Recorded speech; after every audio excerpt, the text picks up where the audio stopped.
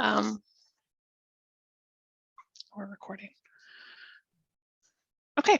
Hi, everybody. Thanks for that introduction, Martin. I'm Virginia Lingham with WSP. I'm based out of our San Diego office. I work in a group called Transportation Operations Strategies, and I focus mostly on connected and automated vehicles, intelligent transportation systems, and then other emerging technologies as they come up.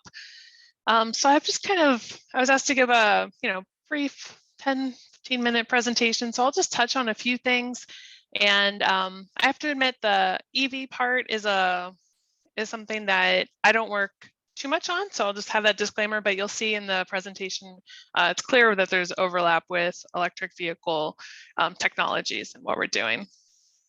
So this is just what Martin was talking about.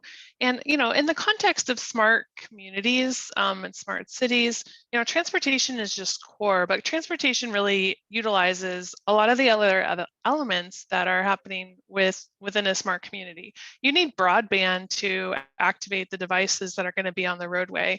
So if that's happening for education, tap into it for transportation needs as well, and vice versa. So just thinking creatively about the assets that you have in your community and how to use them to meet your transportation needs, I think is really important. So again, the smart communities, this effort is focused on these different topic areas. Today, we're going to be touching on the ones that are highlighted, energy and infrastructure. What are the needs there? What can be done? Connected and autonomous or automated vehicles and electric vehicles. So these are some of the emerging trends that have been discussed, I believe, in this working group. So automated vehicles. So how can vehicles conduct, different driving tasks in certain circumstances? They're applicable in certain operational domains or, in certain routes. They have certain functions. So think about it that way. I'll get into this more, but with connected vehicles. So when we're talking about connected vehicles, that's how vehicles are able to talk to each other with vehicle-to-vehicle communications, or talk to the infrastructure, the vehicle-to-infrastructure communications. So just also there's an emergence of just the vehicles being able to talk with the network, like with the infrastructure too, that way. So there are a number of ways that we can get information from vehicles, and really, I'll have another slide on this later, but thinking about the applications, what can you do with that? And I'd encourage you not to only think about private vehicles, but also think about transit vehicles or freight vehicles or fleet vehicles, other things that are out there on the roadway. Mobility on demand and TNCs, that's another opportunity that you can think about for connected vehicles or automation. And mobility as a service, we're seeing a lot of activity in mobility as a service. People want a one-stop shop to find information to meet their mobility needs. And mobility as a service apps and initiatives can help with that. They can also help to manage the transportation demand strategies. And then smart cities and data analytics, lots happening there as more data is becoming available. So I like to I didn't make this graphic. This is a graphic that it was created by Deloitte. And it just considers 4 future states of mobility. So we're not going to see the same thing everywhere. It's going to depend on your community. What's the best fit within your community? What do you want to see? And I think that we're at an exciting place where we can help make the decisions to create the visions about what you want to see out there in the future. So it depends on different factors. What assets do you have out there in the field? What do you want your community to look like? What's your preference as far as vehicle ownership, or how the density of your communities? So we're not going to see this one solution in every city or in every place. On the left axis, you have vehicle control. So you could have vehicles that are out there that have the driver still driving them. We have to plan for those types of vehicles on the road. We're seeing more and more assistance with those what's called level 2 vehicles on the road, where you have more driver assistance features. And then as you go up to that, on the top left, that would be more autonomous, so fully autonomous vehicles. There might be even vehicles or things on the road or on the sidewalk that don't have steering wheels, that are just delivering your packages or taking somebody where they need to go. So that's more on the driverless revolution side. On the bottom, you'll see vehicle ownership. So are we assuming that everybody has their own car, or are we assuming more of a world of car sharing? So those are like different variables that will really impact the future state of mobility. And then number 4 is one that people talk about a lot as, what the vision is, would be this new age of accessible autonomy, where you have like fully autonomous vehicles and they're all shared. So, in some communities that's a good fit, in other communities, number 3 might be a better fit, or even just number 1, where we're having safer roads with incremental change. And maybe not a ton of change as far as what you see on the automation and the future state of mobility. So it really depends on personal preference, it depends on economics, it depends on assets that you have in the roadway, and a number of other factors. Right now we're seeing a lot of intersecting trends. So, which is basically the topic of the talk today, all these things are coming together when it comes to connectivity, vehicle automation, shared mobility, electrification. The vehicles that are going to be out there on the road that are coming out with that are plug-in hybrids, or that are electric, or that are just newer, they're going to have those automated features to keep the cars more safe. Same thing with buses or trucks. We're seeing these trends really intersecting right now. Another place that it's intersecting is in the pricing. So, how we pay for the roads is changing, and that's something to think about too as all these trends come together. So the question is always, what can a public agency do to help advance or prepare for connected and automated vehicles? So here's a short list of things just to get you thinking about possible different projects or different things that public agencies can do to support these initiatives. So I guess just keeping in mind that these technologies can be used as a tool to achieve your agency objectives. So really tying them into it and not just deploying technology for technology's sake. There are also infrastructure needs for automated vehicles. Those could be, striping, good pavement, even like mapping of the roads, like having those maps available, knowing where your stop bars are, knowing how many lanes are on the road. Those kind of infrastructure needs are important, as well as like controller updates, broadband availability. Those kind of infrastructure needs will support automated vehicles and other mobility needs.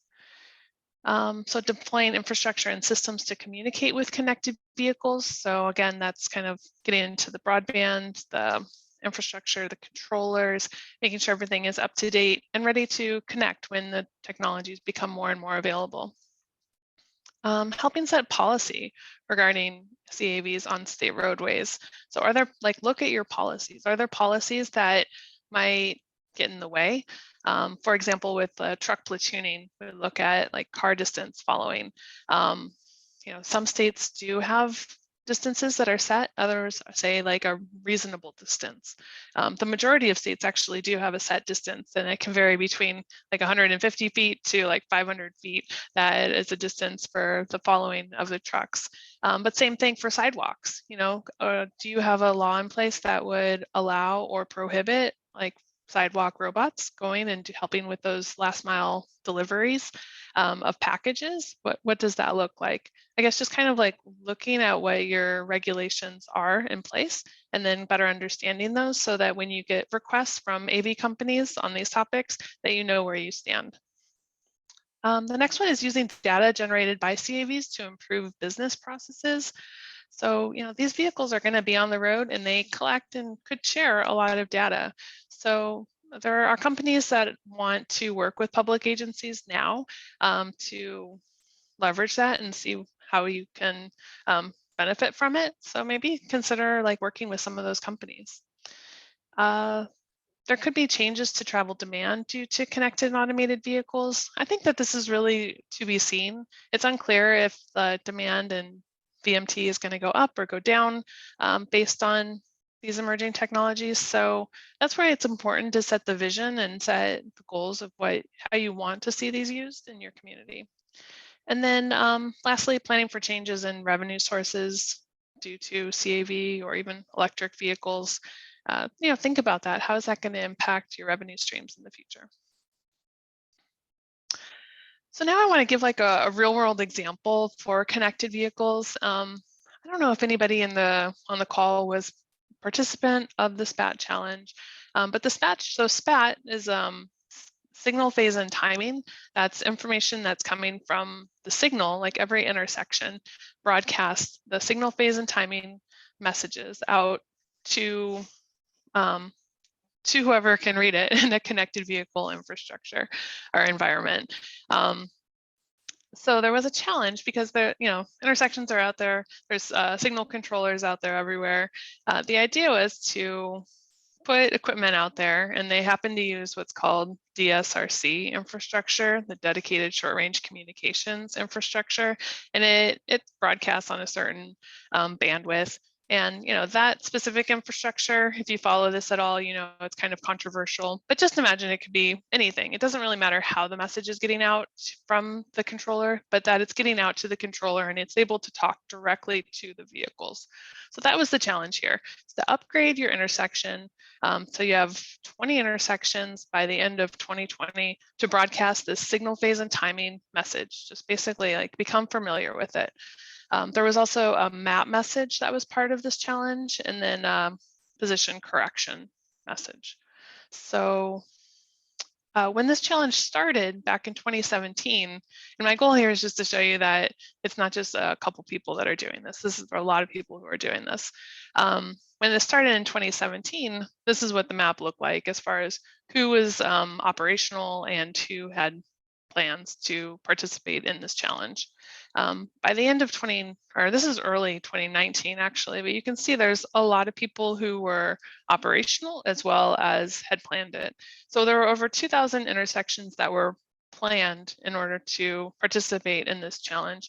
And one of my current projects is taking the SPAT challenge to the next level and making it so that it works with red light violation warning applications in production vehicles. So like this SPAT challenge got public agencies out there and deploying technology and becoming more familiar with it. And now we're taking it to the next level with the connected intersections project that I'm working on to make it so that production vehicles that are like Ford, for example, their 2022 models are coming out with technology that will be able to communicate with intersections. So we're trying to prove that out and show that certain applications can be used in these as they go through the intersections. So anyway, that's just kind of like an example to show how things are evolving and evolving quickly. This right here is a connected vehicle environment, just as an example of what we were talking about when we talk about connected intersections. Prior to joining WSP, I was with Virginia Department of Transportation as their Connected and Automated Vehicles Program Manager. And this is the architecture that is being used in the Virginia Connected Corridor. So you can see there's a controller here. That controller is sharing information with a roadside unit. That roadside unit is talking directly with the vehicle below it and that OBE, so onboard equipment. So it's able to share messages directly with that vehicle there. But then if you follow up along the top still, it also shares information to the Virginia Connected Corridor Cloud, shares that information on a website, and then also goes through a mobile app. So when we're talking about what does a connected intersection look like, this is just kind of a diagram to show you the pieces that are involved with that deployment. There are also transit applications that are happening right now that are really developing rather quickly. Applications for transit include safety applications, mobility applications, those that improve environment or operational efficiency, agency efficiency, and then can also help you meet your environmental and sustainability goals. So things like transit signal priority can be done in a connected vehicle environment. And that really is able to leverage like one type of technology and communications for multiple uses. If you were to deploy a system using TSP in a connected vehicle environment, then you could also, possibly run platooning off of that, or run collision avoidance types of applications, or pedestrian warnings off of that. So, kind of thinking about the applications and the use cases around the technology is important. This is the hype curve. So maybe some of you have seen this. When we talk about emerging technologies, I always like to think about where it is on the hype curve. So this is Gartner's technology hype curve. There are 5 phases of this. There's the technology trigger phase, peak of inflated expectations, the trough of disillusionment, slope of enlightenment, and the plateau of productivity. So when we're talking about technology deployments, we have to keep our eye on the prize and getting through that slope of enlightenment to the plateau of productivity. And I'm happy to say that connected vehicle and automated vehicle and even electric vehicle technologies are making their way through. I have this blue box here for where I would estimate things are currently in this area. We're working our way through the trough and into the slope of enlightenment. We're seeing second generation products and services. We're seeing best practices developing. We're not quite there, but we're getting there. And in some cases, we're even seeing third generation products out there. And this is the hype cycle for connected vehicles and smart mobility for 2020. So it kind of shows where things are at. Like you have here electric vehicle charging infrastructure kind of making its way through, and that one has a blue dot. So blue dot says that the plateau will be reached in 2 to 5 years. So, you know, this is 2020. We're almost in 2022. So I'd say it's getting there. And electric vehicles are even a little bit further along. Over here we have flying autonomous vehicles that has more than 10 years out, but it's getting up there and it's about to reach its peak in the hype. So look for more news on that one. Autonomous vehicles are working their way through. They have an orange triangle, so more than 10 years before it makes its way through, but it's still working its way. Yeah, so anyway, this is just kind of a good reference point to see, just to confirm where things are at and how fast the technology is deploying. So I just want to end with this slide. You know, today we might be thinking, oh my goodness, there's nobody driving that car, but in the future, we may be thinking, wow, there's somebody driving that car, watch out. and this cartoon is from 2014, so it's nothing new. This is a topic that I think that we're going to continue to struggle with, or not really struggle with, but we consider for years to come. So with that, I think I'm happy to answer any questions, or I think Laura's going to take over and kind of facilitate the additional discussion. Does anybody have any questions for Virginia before we go on? Can I just mention some things about electrification, just in case that there are questions or comments from the focus group? Mm-hmm. So, sure. So CDTC has prioritized electrification as one of, the ways that we can meet our goals to reduce greenhouse gas emissions in the capital region. And because of our short commute distances, we see electric vehicles as a really feasible option for most people. And electric vehicles can reduce greenhouse gas emissions by 75% per mile here in the region. So I know many of you on this call have probably heard this from me or CDTC or our Clean Communities Coalition before, but I just wanted to remind everyone that electrification is also a major goal for our region. And we've seen everyone from private businesses to municipalities to utilities kind of work through the logistics of installing EV charging. And we've seen EV charging evolve pretty rapidly. So I know a lot of you on this call have experience installing EV charging or have some insights or have worked with communities that have kind of struggled through it. So I just, hearing any sorts of like particular struggles, barriers about electric vehicle charging, because we do need to be able to provide like a very robust network in order to achieve our goal of switching to electric, and also, keeping in mind that there is a state mandate to go to zero emission vehicles, to only sell zero emission vehicles by 2035. So I just wanted to mention that, and it looks like there's a good materials up on the screen right now, but sorry, just want to mention. Thank I you. just thought was that this would be support what you were saying with bringing up these different rebate and grant opportunities that are out there. Okay, well, let's start talking then. So thank you everyone for joining us today. My name's Laura Toole, as has been said several times. I just want to mention that the reason this session is being recorded is for accuracy. No comments are attributed. It's all unattributed information when you comment. As we go through the discussion, and we hope this turns into a discussion, everyone, of course, those of you, I'm sure everyone's participated in focus groups at one time or another, and we just respect each other's comments and give everyone the right airtime.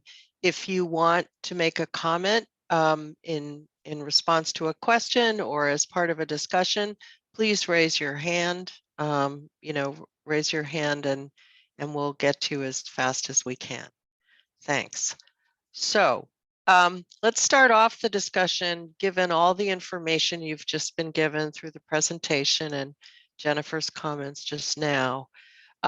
Who knows about any specific successes, whether it's a large success or a small success, that your institution, the organization you represent, has had using any kind of energy or infrastructure solutions or connected autonomous or electric vehicles? Can anyone point to a particular success that they've had or that you know about?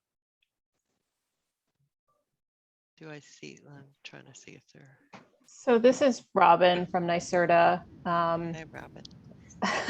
So our agency, I'd say, has a lot of success on the electrification side, but I'm going to focus actually just on the automation connectivity side.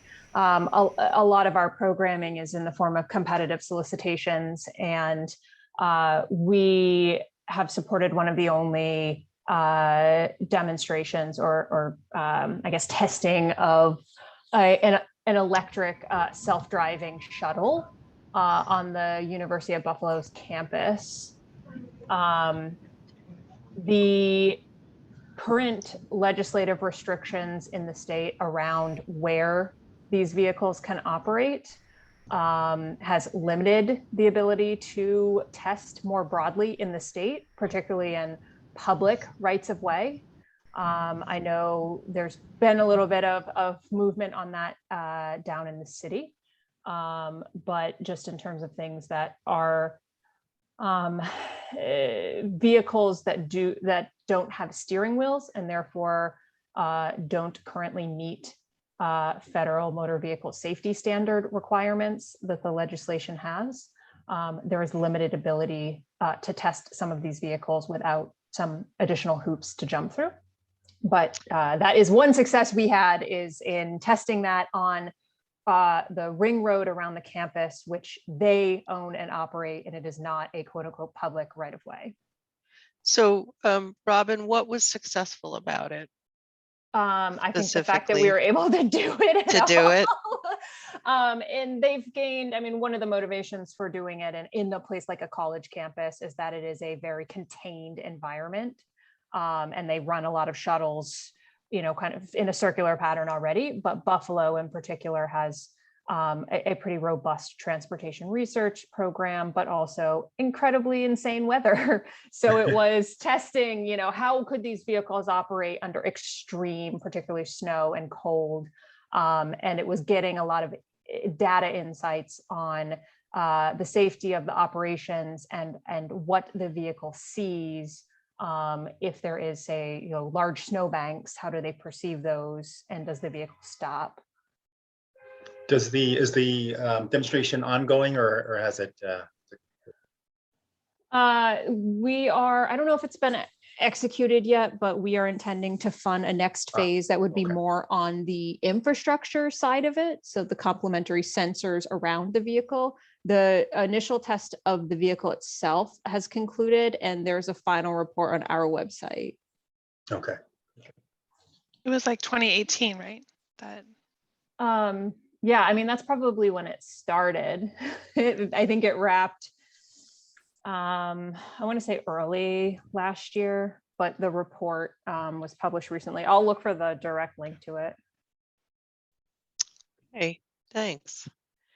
Anyone else know of any successes or can point to any successes in the area or any other place? Tina, were you going to say something? Yeah, so I installed 2 EV charging stations. One of them about 4 years ago, the other one about 2 years ago. And then recently in Saratoga Springs? Yeah, in Saratoga Springs in our public parking garages. Mm-hmm. And then I recently, NYPA wanted to install fast chargers in downtown. So I reached out to our city center, the convention center, and there are 4 new fast charging stations in the parking lot, ground parking lot, that just went live there. I will say some of the challenges for municipalities moving forward and things that municipalities are not very well educated in, which I'm figuring out the longer that we have these, is the ongoing cost of the subscription services. And really, there's a couple main players in the EV charger market in terms of equipment. But some of those, such as ChargePoint, have some of the highest cost burden for continuing the subscriptions. They have a really nice warranty assure program, but it's a real balancing act when you're trying to it's kind of like a new auto market when you're trying to specify a piece of equipment that you want to be available in later years, but and that you want serviced and that you don't want the company to go under, because some of the ones that I initially had looked at like 4 years ago don't even exist anymore. But how do you balance that with some of these cost burdens of the ongoing cost to municipalities? Also, I don't think they do enough education around, I didn't realize until about a year ago that we could have different types of user groups for the stations. So the municipal vehicles could be free, but we could charge residents. So there is kind of a large education piece. And also, if you go to Montreal, there's an insane amount. I can't remember how many they have on-street chargers that are along, the street, but there's very little education on, well, how's Montreal shoveling? Do they have to hand shovel around all of these stations, to keep them operational so people can get out to get to them? How are they dealing with the wiring? Because the way that the street wiring, it'd be easy, you would think, to hook up to a street light, but because of our street light tariff, that's not feasible. We can't just, hook up to the same electrical source as a street light because of the way that the utility tariff works, and the way the metering works for those. So is that based on regulation or on the policies of the utilities themselves? I believe it's a regulatory environment. Yeah, so there's a tariff with the streetlights, with what we pay, the utility pays. It's kind of they're unmetered.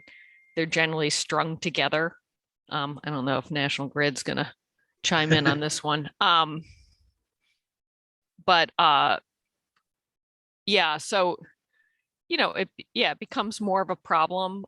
There's a really great working group with the USDN that talks about electrical vehicle charging a lot and talks about equity, and also talks about density in the urban environment. So I would absolutely reach out to Cambridge, Massachusetts, and see what they're doing in terms of creating equitable charging within neighborhoods. Because, the right of way, it's, there's all the different, who owns the right of way, who's responsible for the right of way, how are we going to create charging in multifamily, neighborhoods where, like in our transit districts downtown, we don't require them to have parking. So, there are, I think, a lot of challenges kind of moving forward in this arena to make sure.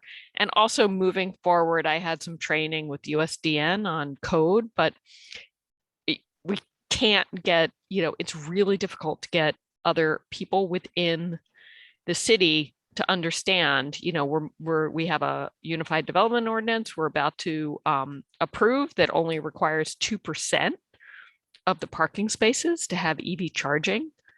And if we're going to try to meet the state's goals, this is really going to have to ramp up and be changed. And people need to understand that. Well, you're hitting my next set of questions about challenges. I Thank see you. National Grid's got his hand up. Yeah, go ahead. Yeah, no, you are summarizing lots of things that come up, in this world of like really getting the electric vehicle infrastructure kind of up and going, and the sort of emerging and evolving early life of where our like electrified transportation world.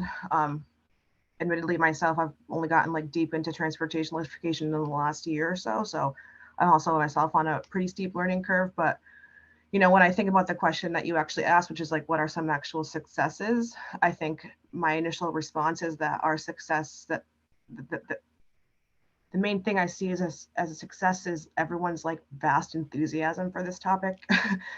We have a program out there, and we do marketing to get the word out about what incentives we have to give from the utilities from National Grid. And it's super easy. Like, one success I feel is that it's super easy to get people to want to talk to you about this because everyone is really interested. And to me, that is like an initial type of success, in that people are open to it, municipalities, businesses, like people just like know this is coming. And that acceptance that this is coming, to me, is kind of a version of success. When it comes to actual projects, I think a lot of it is like they're in, and now we're going to wait a couple of years and see whether they're successful, and how do we define success. And so there are some examples though of what I would say are successful projects. Like, where I'm thinking to myself, so where are projects or locations where they had a couple chargers and they had so much usage of them that they are adding more. And there are some examples of that in Albany. The Honest Weight Food Co-op, they had 2 chargers, they added 4 more. And they find that to be something that their customers, granted that's a certain type of customer who's probably really progressive and interested in EVs, but they are asking for more. They went back for more, and they're finding that to be like a useful thing for their company. Back to the University of Buffalo, they also, not only for the program that Robin was talking about, but they have increased the number of chargers that they have on campus significantly after putting a few in. They've come back for more. So, I'm hoping that the list of what we're going to call successes grows as time goes on. But a lot of it is, what are the challenges, which you're going to get to next, and then how do we kind of respond to them as we kind of figure out what's needed. So you sparked a thought in my head, Kate, when you talk about enthusiasm and then, some projects that have moved on. Do you find, or any of you who are in this world, do you find that the infrastructure is ready to accept the enthusiasm, or is there some kind of a disconnect there? I think Oh, go ahead, Tina. Yeah, I mean, our Commissioner of Public Works, when I installed the first one, he made me put it up on the top floor of a 4-story parking structure that had previously been wired on the 2nd floor to accept them. And I had said, you put them on the 4th floor, your guys are going to have to get out of the truck every time it snows and hand shovel this thing out. They're going to hate me. Please do not put it there. Put it on the 2nd floor. Because I think really being practical with where you're putting them and thinking about the staff that have to interact with them are really important. I know the cell service signal is not as good on the 2nd floor, but it was adequate. Now he wants to put more stations up, but the National Grid program, very easy to work with, but the DEC, had a grant and they didn't submit for that grant. And now NYSERDA's additional funding for chargers is up. And I think streamlining some of those processes, of the paperwork submittals, having requirements maybe for the installers to do all the paperwork and submit it. I think they do that for the National Grid program, but they're not doing that for the DEC program. But this was, something I generally write all the grants, but this was one that they were supposed to be writing, and I never saw it in the city council. So I don't think that one got installed. I don't think that one got submitted. So sometimes there's a lot of enthusiasm, but following up on it doesn't always happen. Thank you. Last call for anyone who wants to mention small or larger successes in this world that you know about or have experienced yourself. Yeah, this is Calvin Young at CET. I guess I'll mention a little bit of what we've been doing. I don't know how successful it is, but this is what the stuff that we've been doing to not to sound like a broken record, because I mentioned this in the last call, but we deployed TSP along the 2 BRT lines that we have. So that would be the Albany to Schenectady, and then the Waterford to Albany one. We're working on the 3rd BRT line, Western, we call it the Western one, and we'll certainly be deploying TSP there also. In terms of, in no particular order, so I guess that's on the connected vehicle side. On the EV front, we've been operating, and actually Ethan, who's on the call, knows more about this, but I'll speak anyway. We've been operating 4 electric buses, and in my opinion, I think it's been successful in my mind, in that, to me, success is that we incorporated them into our fleet. We treat them, we use them similar to any other bus. So operationally, I think we kind of figured things out, and I believe we are starting to look at expanding our EV bus fleet in the next few years. We also have 2 as part of our support vehicles. We have 2 EV vehicles for our office. One is out of commission due to an accident, but that's not the point. And we've had those, I think, for about 2 years. And I think we're looking at expanding on that also. We are getting into the car share, operating the local car share, and we have a fleet of 6 EVs for that project, and that should be rolling out, I think, sometime next year or very soon. We operate 2 public EV charging stations, one at the Freesville Park and Ride lot, and another one at the Rensselaer Rail Station. And we have actually 2 charging stations for ourselves at our office for employees like me, and for our electric fleet. And I don't know how much the public ones are used, but as an EV driver, I imagine they are used a lot. And all those are charge point stations. Yeah, that's it. And we're not, as far as I know, we're not doing anything with autonomous vehicles yet. Thank you, Calvin. I want to move on to a slightly different subject. I mean, I was going to go into just asking an open-ended question about challenges. We've heard a lot about challenges. So let's focus on whether anyone has any experience or knows about challenges in rural areas. Does anybody have experience in a rural place where these kinds of technologies are either planned or already implemented? So I jumped on a little late. Tara Donadio from Capital District Regional Planning Commission. For those of you that I don't, for those of you that I don't know on this call, I'm a Clean Energy Community Coordinator with the NYSERDA Clean Energy Communities Program. One of the actions is EV charging station implementation, which obviously is available to all communities. So we've certainly had a lot of rural communities trying to put in EV charging stations in the last few years. I would say one of the biggest issues that we've seen is just the lack of cell service or connectivity for these stations. So that's been an interesting one.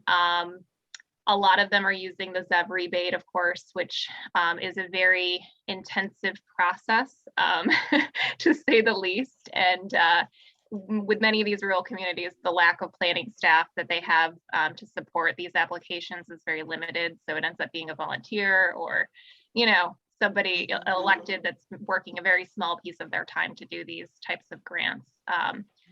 So I think that the lack of the Charge Ready grant, or when that expired, was really, really upsetting to a lot of these rural communities that were relying on that as a kind of easy, quick process. And maybe the future of that is uncertain, or it's not coming back at all. But I think if that doesn't come back, we will see a lot less charging stations in rural communities. So that's just a little bit of feedback as far as what's happening with that. But we, with that all said, we have seen quite a few in the last few years. And I think it comes down to, once the ZEV rebate reaches its reporting phase, where basically they're not allowed to charge the grant for electricity anymore, they are struggling to kind of price the stations in a way that makes people use them, but also to kind of pay back their subscription fees for some of these companies. So that's just one more point I would add. Okay, thank you. So one thing I know CDCC is very interested in for this particular study is what kind of partnership opportunities there are. So has anyone, you've talked basically kind of agency to agency so far, except for our last person. But are there any examples people know about working with organizations or neighboring communities, community organizations to support these emerging technologies? Does anybody know anything about that? I'm not sure if this is what you're getting at,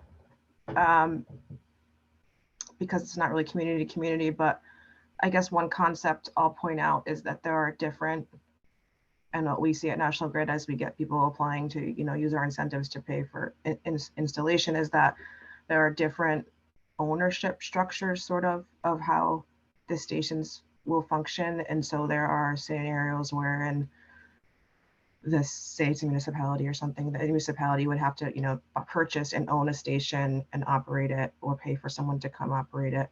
But then there are also sort of leasing structures that are sort of evolving constantly these days, where there are companies out there who want to be the owner operators, and all they want is a location that they can put the station in. So they obviously then will be charging for the sessions, and they'll be charging people to use them, but there is very little, if any, upfront cost for the actual city. So we mentioned the NIPA stations that are going in, the fast charging stations.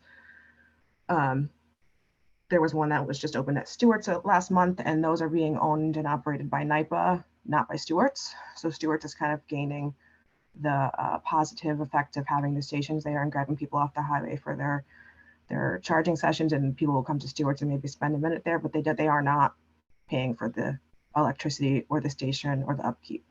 So there are, and similar to what I said before, these are all new concepts. And so whether or not that's profitable yet, I think is to be seen. But not just NIPA, there are like private companies out there, venture firms, not venture firms, all kinds of companies offering different ownership structures that can result in kind of a partnership that can look different in different ways.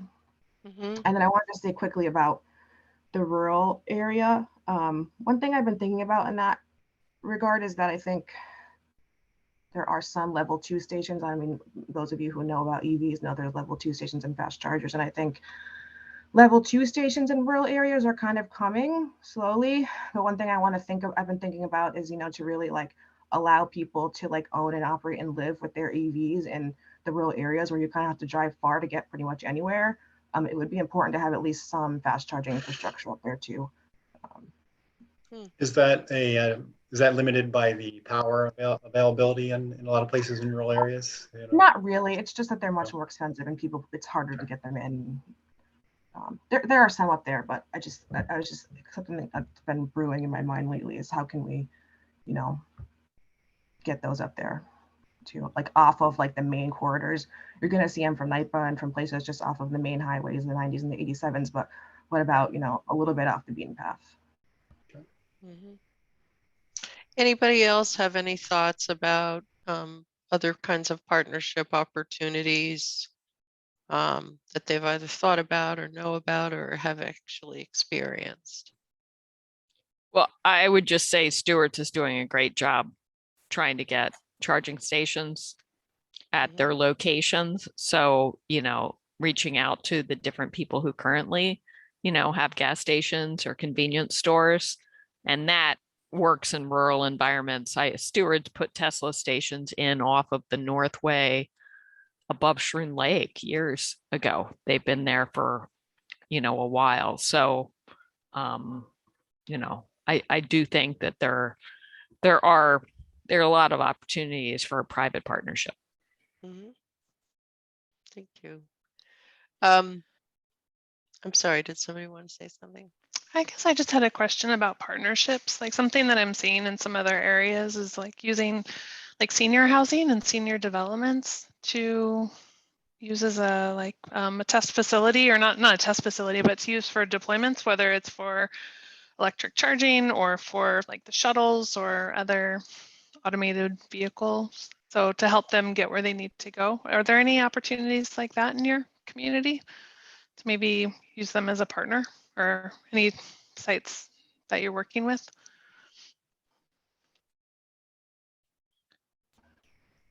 Me personally, I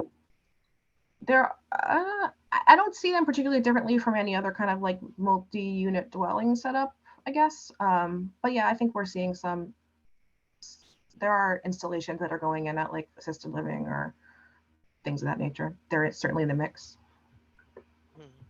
And CDTC works with some, one of our responsibilities is coordinating senior and human service transportation services. So we do work with some senior transportation organizations, and there's always interest in the vehicles, but it's the funding side. So, you know, programs like the 5310 funds that help these groups get vehicles are helpful, but sometimes just, you know, the current cost of the vehicles right now seems to be a barrier because they're not, you know, super well-funded organizations. Mm-hmm. So one suggestion in the focus group that was conducted Wednesday on a different topic, but there was a suggestion that since we're talking about charging stations so much, that smart street lights could also provide charging stations for electric vehicles. Has anybody thought about that? Haley, did you want to say something? No? Oh, no, sorry, I'm just joining. Oh, welcome. Could you introduce yourself? Yes. Hi, everyone. I am a sustainability planner at CDRPC with Todd and Tara. So nice to meet everyone, and happy to be here. Welcome. So the question I was asking is, what does anybody think about the idea about smart street lights helping to provide charging stations for electric vehicles? Oh, I love the idea. I just don't know how you get around the tariff. Mm-hmm. Is everybody aware of the tariff that Tina's talking about? Yes, absolutely. Yeah, I think that it's a valid point that they're not metered, and I think that that's been the biggest issue is that streetlights aren't metered and built entirely differently in National Grid. So it would have to be a separate meter, which would kind of defeat the purpose, I think, of trying to hook up. So. Okay.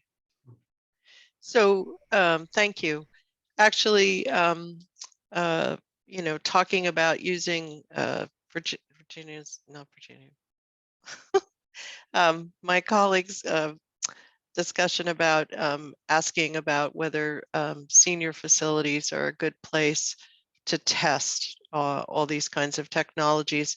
Are there other kinds of places in the region that you think would be very useful to explore what's needed and how this kind of technology works? Anybody have any ideas about that? Like, do you think hospitals are helpful, or schools?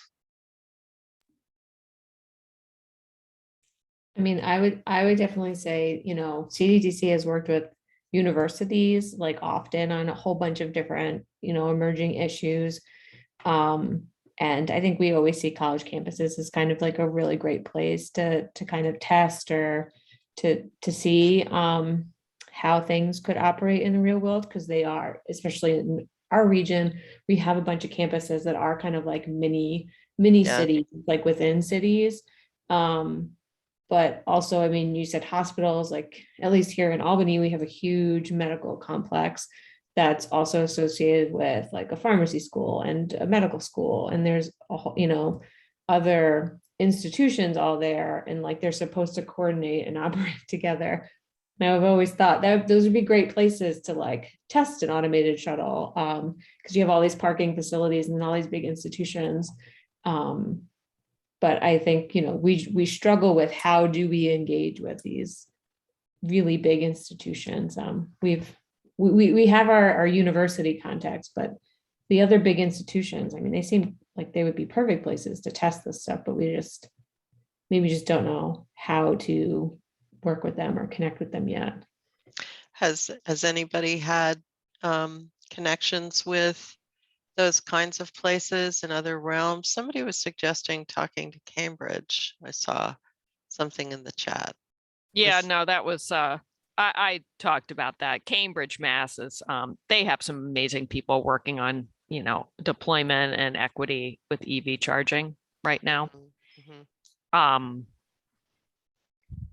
Well, what I'm asking really then is, does anybody know of Virginia? I don't know if you have any intelligence on this, or Martin, places in the country that have tested at the kind of campus experience that Jennifer was talking about.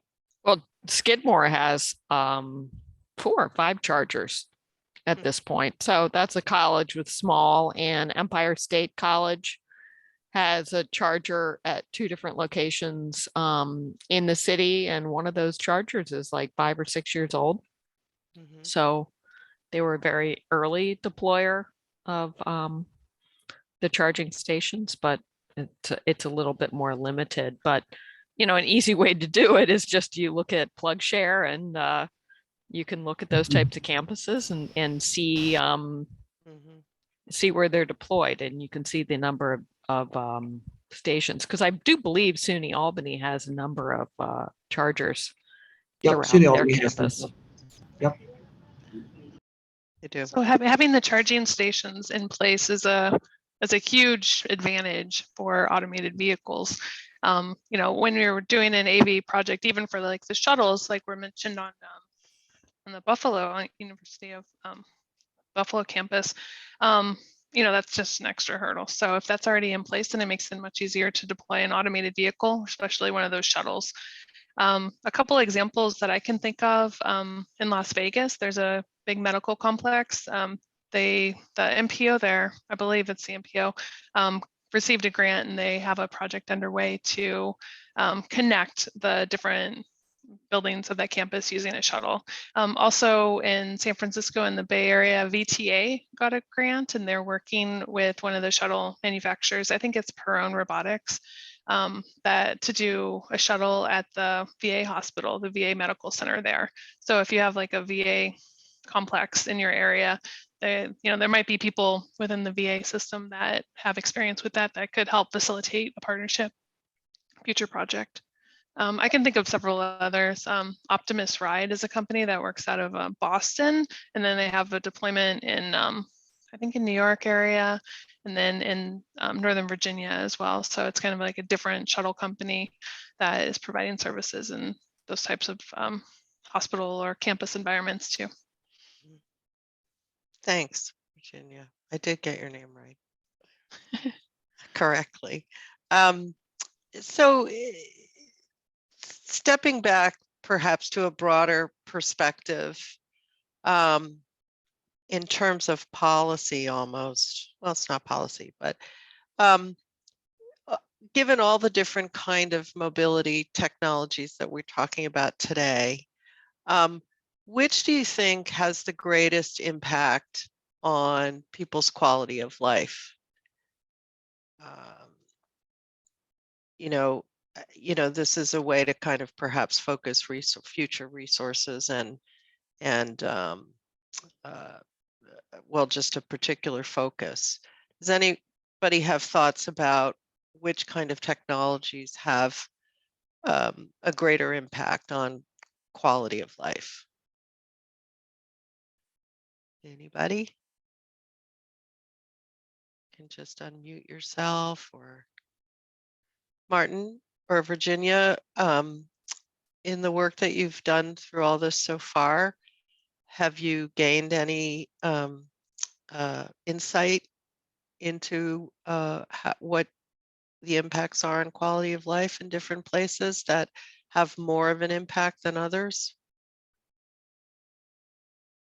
That's a good question. I guess I've never kind of ranked them. I think probably to me EVs, because of the the environmental benefits, especially the specific location benefits of reducing emissions next to people's houses, to low-income neighborhoods, which often are unusually negatively impacted by emissions from vehicles and heavy vehicles and things like that. I could certainly, and the fact that EVs are well within reach now, and I think those things would point me in that direction to the first, top, at least for now. Yeah. And I think to Martin's point, for me that brings up, I think it was Kate's point about charging infrastructure. I think there are so many EV options now in the market. They're still relatively expensive, but prices should be coming down. But I think the challenge now really is the charging infrastructure. That's, I think, holding back a lot of people, to take the plunge of getting away from the internal combustion engine. They worry that they'll get stuck someplace. Okay, thanks. When I think of quality of life, I just think of the cost of transportation and reducing the cost and accessibility, the availability of transportation. Like I was having a meeting with somebody at a major military base, and just the cost of a private to own a vehicle in order to meet their needs and get their family around. If you can provide transportation options to address those first and last mile issues, to get them to transit or to get them to the areas that they need to more easily, then I think you're impacting people's quality of life by reducing that cost of transportation. So, if an automated vehicle solution is it, or if, electric vehicles and having that charging infrastructure for them to be able to take advantage of that, that's where my mind goes when it comes to quality of life. Also access to jobs and things like that. When you talk about vehicle automation and automated driving systems, making transportation more accessible that way can open up jobs and open up the transportation to people that might not now currently be able to access transportation in the same way that others do. Mm-hmm. Thanks.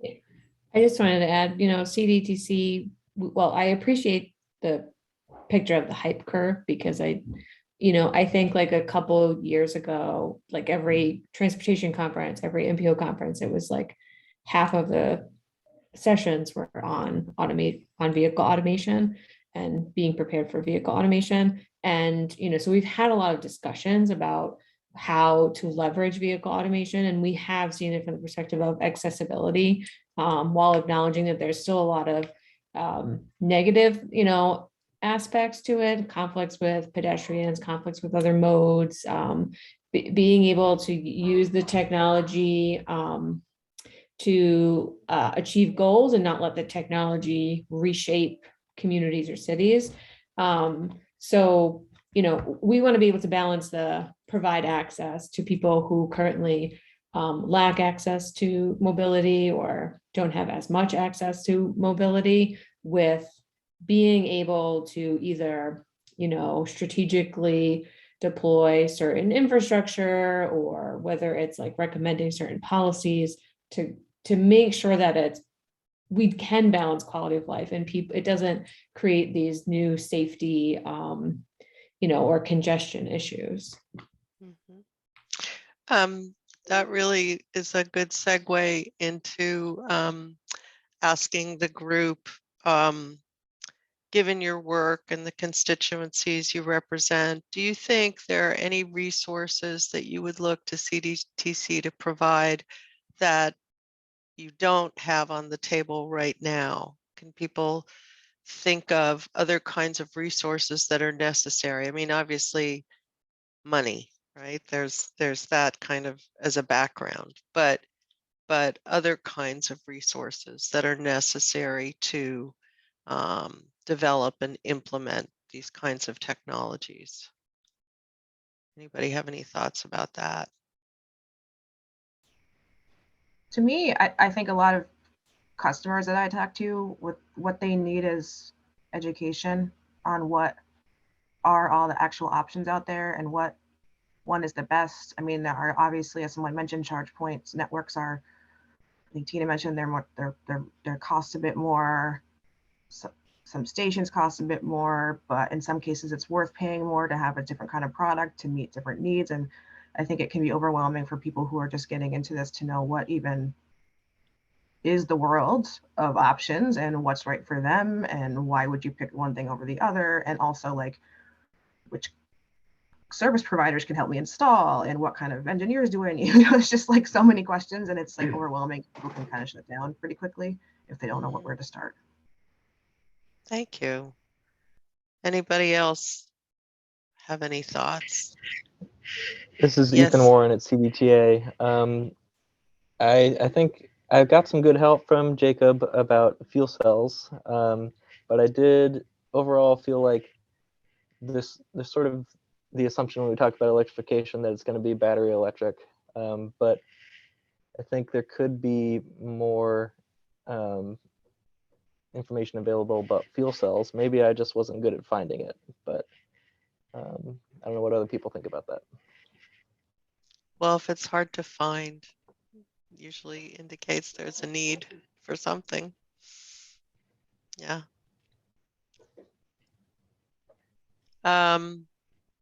Thanks, Ethan. Anybody have any other thoughts about resources? Okay. I think we've gone through the issues that we wanted to raise. So let me ask a general question. Is there anything that anybody wanted to bring up that has not been mentioned already today? This is Ethan Warren again. I did not take the opportunity to jump in when we talked about challenges, but I would like to talk about electrification for transit if we have time to do that. Go right ahead. Okay, so we started with electric vehicles in late 2019, officially in service in early 2020. And a couple different things we've noticed are, so the buses have very unpredictable range. We have tools that are supposed to tell us, this is how much range you should expect today from your bus. But I think we often will find that, well, we left the garage having 120 miles of range, but at the end of this specific day, actually we had 90, or it goes the other direction. And the problem there is that we're often cutting it close, even when we plan it out at the time of vehicle assignment. So the block that we're going to run might be 100 miles, and especially in winter, we might be sending the bus out and knowing it only has 110 miles of range. So it needs to have that range, or else we're going to have to do a road call or a bus swap in the middle of a driver's day, which is something that's totally tolerable right now when we only have 4 electric buses. But if our whole fleet is electric, we need to basically have a very much stronger grip on range prediction, or else it's going to be a big headache for operations. There are some companies that are developing what they say are going to be really accurate range prediction tools. I hope those come around. You know, they have to take into account a lot of things, including the temperature and the weather. You know, like I said, range is a lot lower in winter because our buses, the cabin is heated by the same battery that runs the motor. And we are also trying to figure out how to manage charge scheduling. As everybody on the call, I'm sure knows that the price of your charging is going to change throughout the day. You know, you want to charge at night because it's generally cheaper. There's also the issue of the demand charge for our bills, though. So we want to try and smooth out our demand. And because our bus chargers are on the same meter as our building, right now we try to differentiate that. You know, have the rest of the building running at one time and then charging off peak from our own demand. So that's been difficult to try and figure out. The basic tools that we got from our chargers to show us our charging intervals by demand didn't really tell us that kind of information. So we went out to get our own meters and installed our own meters to monitor the 15-minute intervals and compare them to the national grid interval to figure out how much we actually are spending to charge our buses because of the demand charge. The demand charge is more than half of our bill. So until we installed those extra meters, we actually didn't know how much we were spending to fuel our buses. It's looking like it's cheaper than diesel, but it definitely has the potential to be really expensive, and that's what we're trying to manage. Do you charge mostly at night?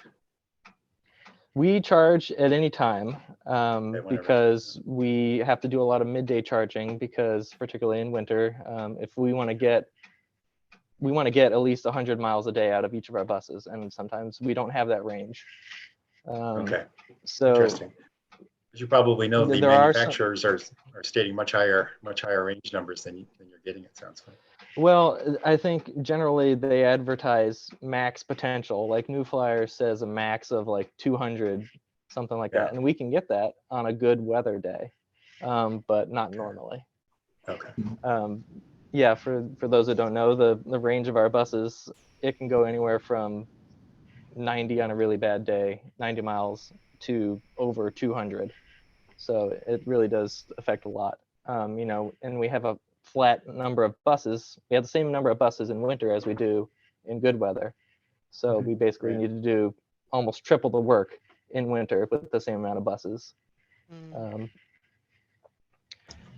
The other small part about it is budgeting. So right now when we budget for fuel, you know, we can lock into a deal with our diesel vendor and it's the same price for, I don't know how long, maybe a year. But with electric charging, while it is cheaper right now, it's also more variable. We might in 1 month hit a really bad demand charge and now our utility bill is twice what it was last month. And if that's how our whole fleet is going to be fueled, then that's going to cause some variance. Okay. Are you thinking about online charging at all? What do you mean? Charging like wireless charging? Well, it could be wireless. You know, any type of charging while the bus is in service. You know, at the end of a route. Okay.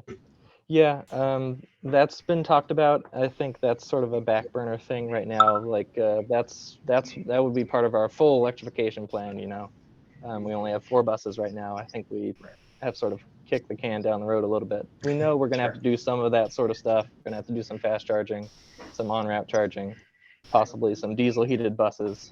But we'll figure that out in the future, I guess. Okay. And Ethan, we also have we also had, or actually still have, a charging infrastructure just problem, right? Just purely how much power we can get off the grid, right? Yeah, our chargers are throttled right now. We have 4 150 kW Siemens chargers, but we can only run 2 at a time and at 70 kW. So we essentially have 1 of our 4 chargers in terms of total capacity right now. And that's because we just need to upgrade utilities, and we have a plan to do that. But until we do that, we're limited in our Albany garage. Because of those restrictions, because of utility restrictions, but also because of space needs, the charging infrastructure takes up more space than the diesel fueling infrastructure. So some of our facilities, we just can't stay there if we're going to stay fully electric. And between the utilities needs and the space needs, we have to move all 3 of our garages if we're going to be fully electrified.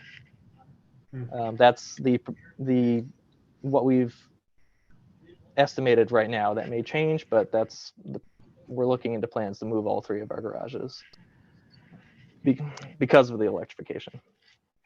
Thanks, Ethan. Before I ask Jennifer or Martin, or if there's anything else they were interested in hearing about, for all our participants, kind of last call, is there anything else you would like to bring up that has not come up yet today?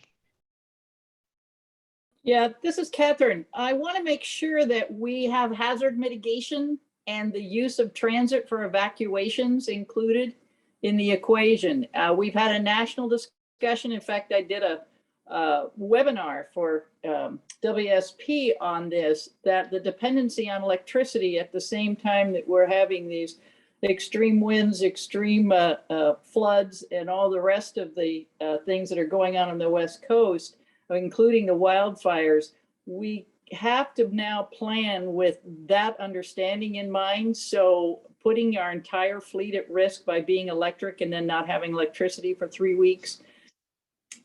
We don't do this yet. We don't do risk assessment in transportation the way we do in hazard mitigation.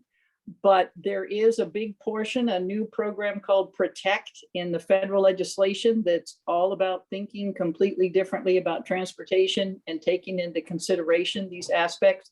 It's not well coordinated yet with the rest of the direction we're going, but just having that in the back of our minds, understanding the risks that our communities have and don't have, and then making sure that that's been considered when we start building out the fleets and putting the chargers in place, and understanding we're not going to put our chargers where we're most likely to be flooded, and just all those aspects that good planning should always have looked at, but we've gotten away from a comprehensive understanding. And now to make this future successful, we really have to make sure that we're not missing something. And these flash flooding events, which we will have more of, we want to make sure we didn't put our infrastructure at the lowest point. So it seems logical, but if we don't get that into our criterions for making location selection, we will find our buses sitting in the swamp like we did with Sandy. So just putting that on the table. It's not that we can't do it, but we have to do it comprehensively, or we'll lose a lot of forward motion after the next bad event. Yeah. Thank you. Yeah. Anyone else? I just wanted to, Catherine, that was a really good point. And CDTC, we've heard from Federal Highways that there's definitely more emphasis on security and resiliency planning to the MPOs. So I'll probably be in touch with you, Catherine, because we are putting together some webinars on resiliency. Excellent. And vulnerability assessment. So I'll reach out to you about that. That is that's a really good point, an important topic. Okay. Jennifer, was there anything you wanted to ask, or Martin, before I think we're at a kind of natural stopping point. Yeah. I think you're right. Oh, sorry, go ahead. I was just gonna, I don't think that this is something that any of our communities have where that it's come up, but I don't know if anyone has had any like connected vehicle, like planning or infrastructure issues, or if there are, connected vehicle types of things that communities are being asked to incorporate into infrastructure, or if there are certain standards for, signs and lines and stuff for connected vehicle infrastructure that people have already started dealing with, or if this is kind of a new area and we need to keep on doing our research and hopefully developing guidance for local communities on. Jen, I'm not sure personally, but I'm going to ask some of my counterparts who work on transportation stuff in Massachusetts and Rhode Island too, and see if anything that they've heard. Yeah, I don't think it's come up, but I didn't know if, individual companies have faced it. It seems that traffic control, signal controller technology evolves fairly quickly. I mean, I remember back when I first worked for the CDTA and we were trying to do signal priority, so many of the controllers just weren't compatible with any of the TSP systems that were out there, the transit signal priority systems were out there. And now it's just commonplace. You would never install a controller that wouldn't work with transit signal priority. So I'm guessing I was fascinated by Virginia's discussion of SPAT, was that what it was? And how that seems to be like the next thing that comes along the line is the controllers have to work with connected vehicle, the standards with connected vehicles. So I'm imagining that it probably won't take too long for that to iron itself out, but something we should be thinking about. Mm-hmm. Is there an arterial, is there maybe like an arterial operations committee, or, I think that you'd want to maybe talk with the signal engineers, or maybe that group might be more in the loop of initiatives that they have underway to update their controllers, or, want to test out and play around with that technology a little bit more. Okay. Last call for everything. Not to sound like the apocalypse. Yeah. I'll just say thank you to everyone. It was a great discussion, very helpful to our writing and development of the toolkit. And you'll hear more from us in the future. Check the website out if you'd like to find out more about what we've been up to. Yes, thank you, Martin and Laura, Virginia, and Christina. And people can check the project website, cdtcsmartmobility.com. Continue to update it, and we'll be in touch with everyone as this project progresses. So thank you all for your feedback. Thank you. Okay. Have a good weekend. Yeah. Bye. Yes, take care. You too.